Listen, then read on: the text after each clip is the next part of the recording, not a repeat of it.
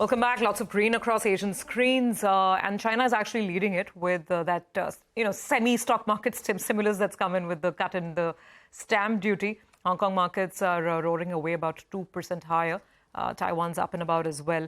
For us, the implied open is still, we're looking at the GIFT Nifty around 35 points, 36 points up now, and the implied open around 50 points higher. So should be a start on the positive side. The question is, where do we go from there? Prakash Diwan is our first guest on the show today to talk domestic market fundamentals. Prakash, good morning. Thanks for joining in. So you tell us, it's been an interesting market where the bulls are really trying to defend the lows. But the problem is leadership. Banks, there is no sustained pullback. Reliance is a different story. Would you look at putting any fresh money to work right now? And if yes, tell us the one or two stocks on the Nifty to begin with, where you think the buyers can look. Good morning, Survi. So you're absolutely right. I think the market's kind of trying to find its feet in either direction. To be honest, it's not that we've had any kind of a decisive move even on the downside, while we've kind of eroded over a period of a couple of weeks. But my sense is, this typically happens when you have a little bit of a sector churn that's imminent in the market. We've seen leadership move out of the banks, and it's not been handed over to either pharma or FMCG or cap goods. And these are sectors that don't have much of a weightage to move the Nifty, to be honest. So probably today's event, which is on the cards from the Reliance table, the AGM will probably give some sort of a semblance of a direction to the stock. That's for sure.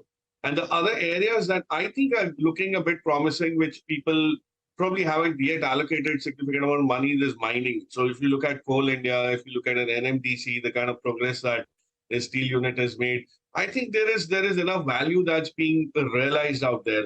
So if I had to pick a couple of stocks, and these are not stocks that we talk about very often, it would be a Coal India, given the fact that the peak power consumption, that demand that we had, even in the non-summer month of June, is very clearly an indication that we will need dependence on coal imports is going to be very high. The government will keep on pushing for that.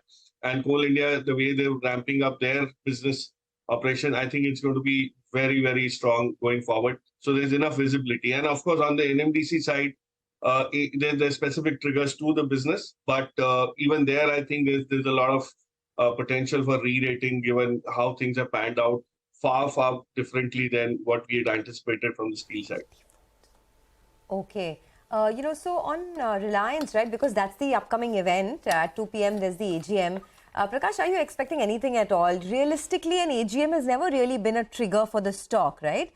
So do you think it would just be motherhood statements about the business, talking about several verticals, or is there anything that's stock moving that you're expecting this time around? Good morning, Sonia. So that's an interesting point. AGMs are probably not always necessarily the best platform to anticipate any kind of, very pointed, directionally pointed moves. But, the stage at which the company is, Sonia, you have a lot of vectors that will start getting to be crystallized, whether it's, on the retail side in terms of, after this recent investment that's come in from Qatar. There's very clear indication of what is changing to move the valuation to almost like double of what the last round attracted. Secondly, if you look at telecom, there's this whole growth in the 5G rollouts, but then there are lots of specific moves within that 5G spectrum, which will make a lot of sense, a lot of business sense for stakeholders to kind of understand.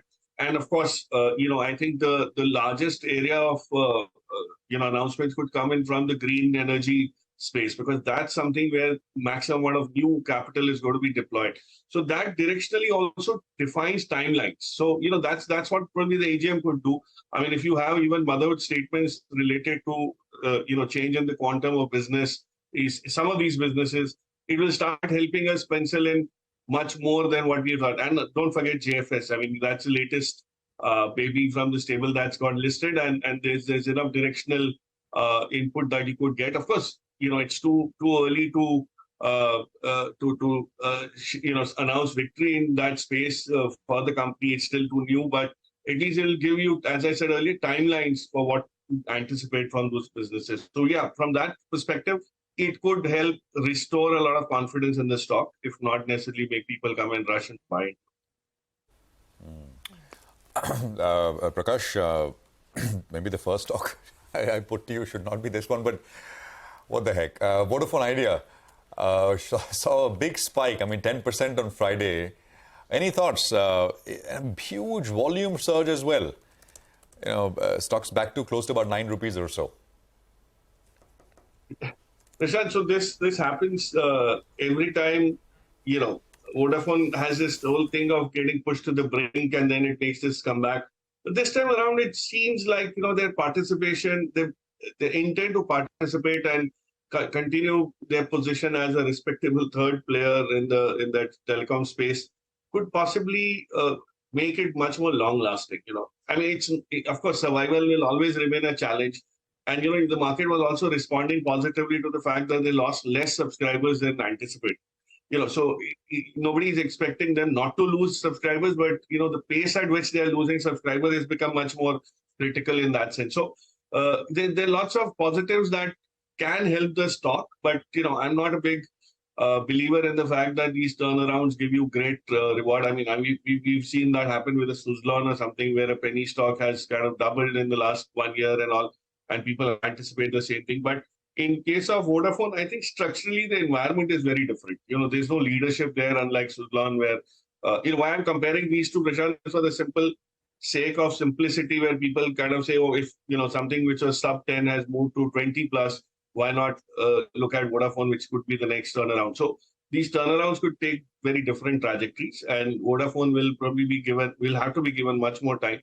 And at every rise, you will see some selling come in. So that kind of puts a lid on the way the stock would probably move up very steadily. So be careful about that is what I would advise people. But there is very clear underlying structural change, which is making it much more acceptable as the third incumbent in this space, because the government has clearly demonstrated that they need that three-player market to kind of perform healthily from a competitive standpoint. Okay. All right. Prakash, stay on. Prakash Diwan is still with us. We're also kicking off the pre-open session, which is up on your screen. It's all over the place, really. But we'll settle down. The rupee will start trading as well. The dollar, of course, has been strong. The dollar index actually has been strong above the 104 kind of level. So we'll see where the currency here comes up as well. Prakash Diwan is with us. Prakash, the one particular space which has been doing very well are some of these hospital names. Not the big Apollos and the big, large hospital chains, but smaller ones. Last week was fantastic for them. Shalby, Yatharth, and Kim's, and so many others.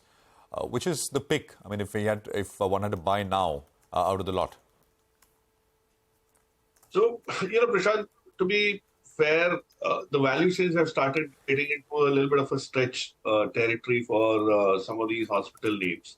But if I were to still kind of stick my neck out and pay a premium to the valuations and look forward to continued growth, it would be Narayana Hrudayalaya, because NH has been on a tear in terms of its operational performance. The kind of expansion that they invested into in the last 2 years have started paying off so brilliantly.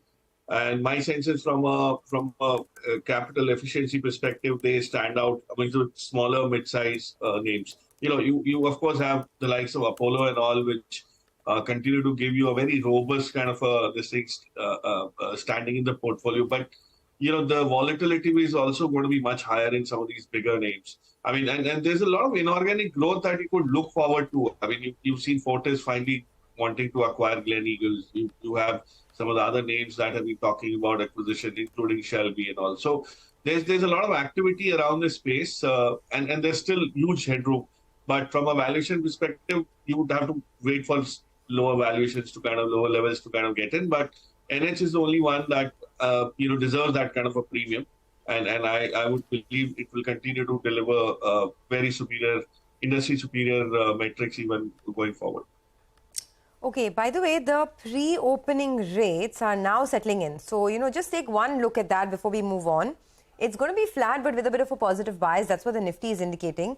And a couple of these stocks, Apollo Hospitals, Adani Enterprises, Adani Ports. Let's take a look at Reliance ahead of the AGM and how it's looking as well. So keep an eye out on that.